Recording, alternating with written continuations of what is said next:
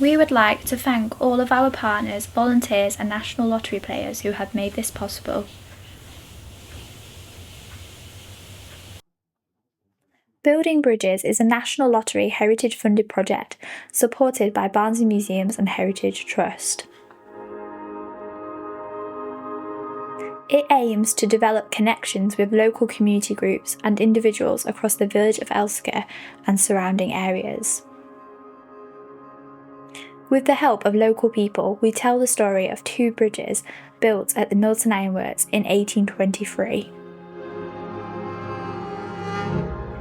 The Isle of Bourbon, later renamed La Réunion, was a French colonial territory in the Indian Ocean that produced sugar.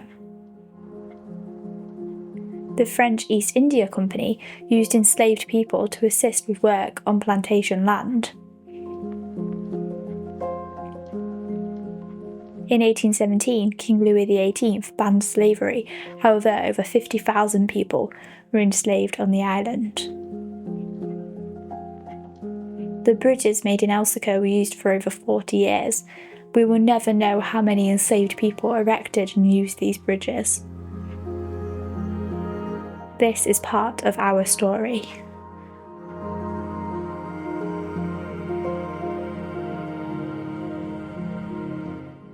A brief history of iron bridges.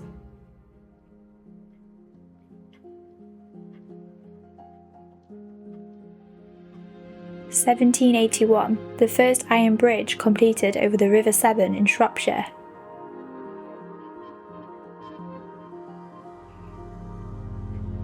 Iron could be cast into larger pieces and began to replace wood and stone as materials to build bridges. 1819, the first iron chain suspension bridge was built by Thomas Telford over the Menai Straits in Wales.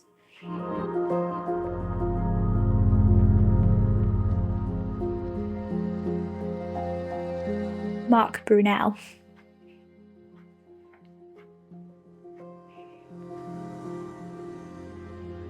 In 1822.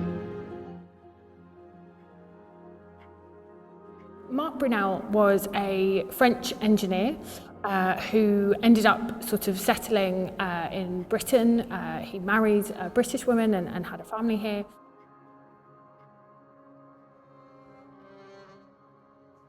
The name Brunel does seem to be sort of synonymous with bridges, particularly suspension bridges, but that's usually kind of Isambard Kingdom Brunel, so the kind of younger Brunel, Mark's son. The Thames Tunnel used many new techniques developed by Mark Brunel and his son Isambard. Mark Brunel's most significant innovation was the invention of the tunnelling shield. So this he patented in 1818. It consists of three frames, one on top of each other, in a line of 12 for a total of 36 frames, each one the size of a man. The tunnel became a visitor attraction.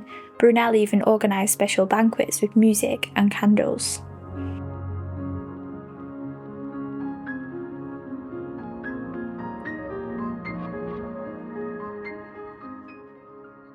There were many problems, including floods and finance. The tunnel did not open to the public until 1842.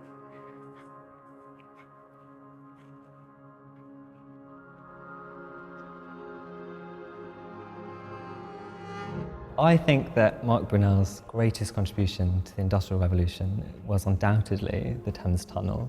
It's fitting that we're sat here today. It's certainly his most lasting legacy.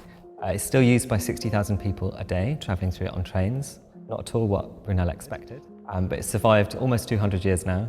We're coming up to the 200th anniversary of the start of the project. I think some people find the kind of engineering work that Mark Brunel was doing as really wondrous in and of itself. You know, the first caisson method to sink into the ground to dig a tunnel, the world's first tunnel under a river, the first tunnelling shield, the kind of engineering outputs and the engineering kind of innovations he came up with were so wondrous in and of themselves. You can now go in a tunnel under the English Channel. I think that Brunel's legacy really is in showing us that the wondrous is in fact totally possible. Our story comes to the Milton Ironworks. Best grade kind of Yorkshire best, as well as usually kind of secondary, kind of what they called number 3 iron, and that was used for kind of just producing pig iron. So yeah, Milton could produce excellent quality iron, and actually the consistency was as much as important as anything. You had to produce consistently good material, otherwise if you were selling it out and your agents were selling it on to other people, if they got a bad batch, then you wouldn't get any further trade. Some castings can be seen around Elsecar. And they had the relatively newly installed actual ironworks to forge and foundry to be able to cast material and to kind of make it into, in this case, bridge parts.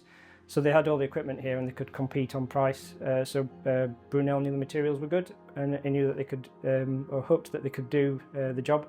So that's why it came here, I think.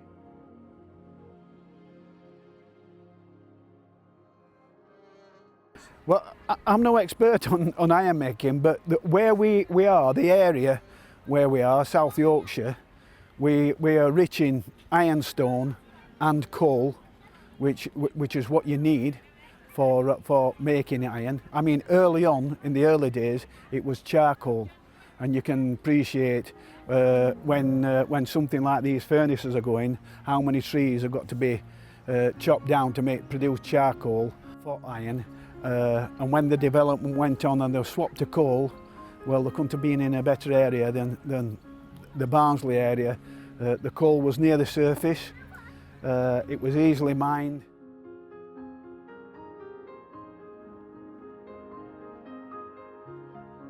The Milton Ironworks dig. So one thing we found that we really weren't expecting was we found the remains of furnaces at this top level, and as part of that trench we also found layers and layers of made ground which was full of ironworks slag and really concreted, and we think basically what they were doing is they were using the slag from the ironworks to develop areas of the site to put other bits on.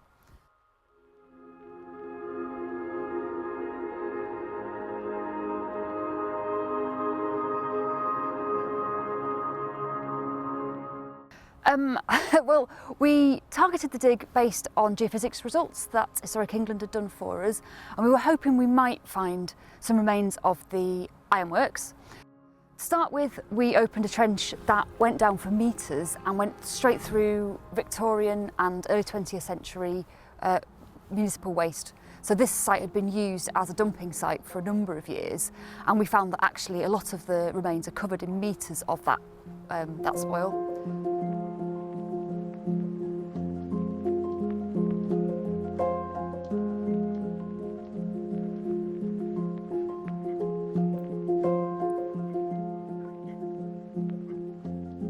The visit and inspection.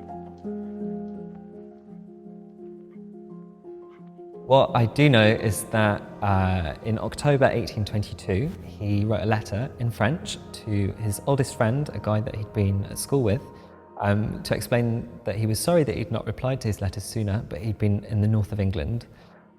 Given the day, and given that Brunel didn't really work on that many projects in the north of England, unlike his son, it's very likely that that letter refers to a trip to Elsecar, possibly with Claude Navier or with another kind of interested person. 1823. Also, quite importantly, by 1823, when the thing was nearly done, he wanted to see it erected and tested, because he was being paid, Brunel was being paid by the French government to deliver this contract to send it out to the Indian Ocean, to the overseas territory as it would have been, the Ile de Bourbon. And so they really needed to see it being tested, and they did quite a lot of tests in 1823.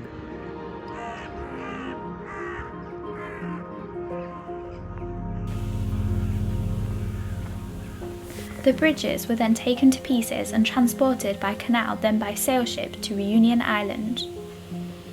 But then it was shipped on, we think, a ship called John Barry, which was originally a Whitby-built sort of 500-ton vessel. But it would have been more than one shipment, we think. So actually, it may have been a number of vessels, but John Barry was the main one. And that will have sailed probably in October, November 1823, and sort of set up or unloaded by 1824.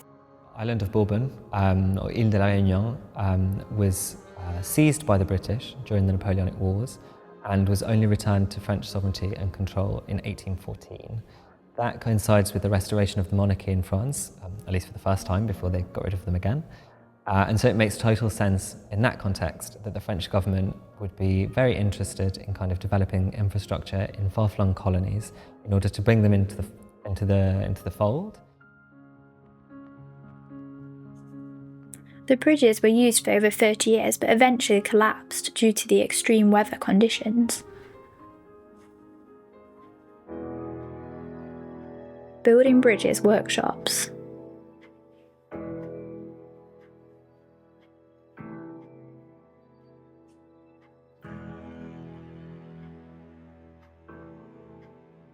The idea of the workshops was for children and young people to understand the history of the bridges and the designing element. So the different types of shapes that you'd need to design a bridge, whether it's a truss bridge or a beam bridge or a suspension bridge.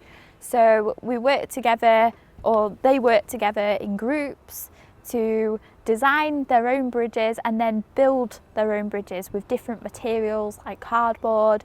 We used engineering materials like screws and screwdrivers and little saws to help the young people to build their own designs.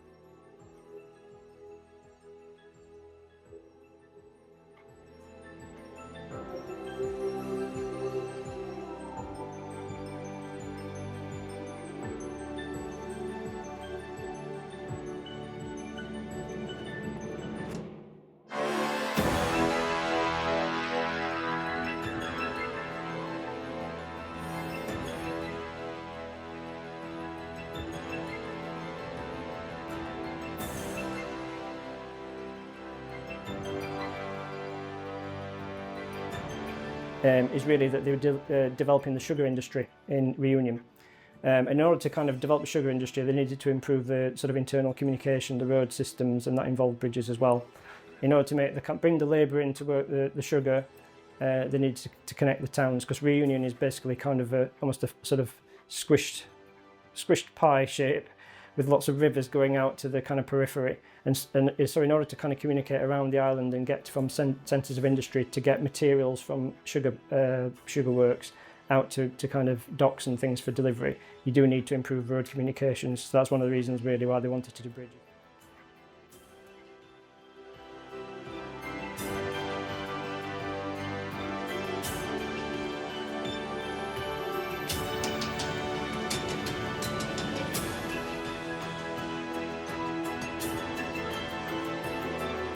I remember this area where I'm sat being the bottom pond, one of three.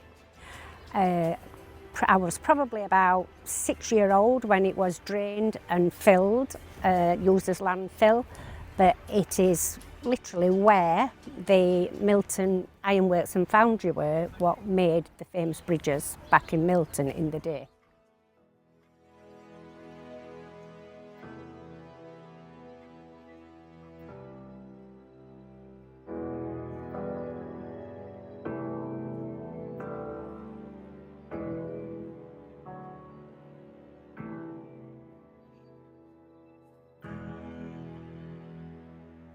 So this heritage that we've got there, it does need preserving, because otherwise developers will come along and just snatch it away from us. We need it for our future generations. My granddaughters are here on this building bridge project, so I will be explaining to them, they're only 5, but as they grow older, what the heritage of Elsecar and Milton and Hoyland we've got loads of it here. It's a fantastic area for the industrial side, the start of the industrial revolution, you know, on site at Elsecar.